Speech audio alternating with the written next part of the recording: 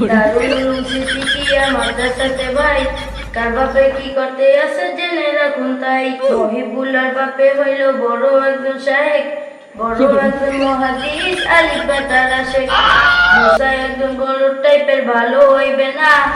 মুসার জ্বালায় মুসার বাপে দেশে থাকবে না।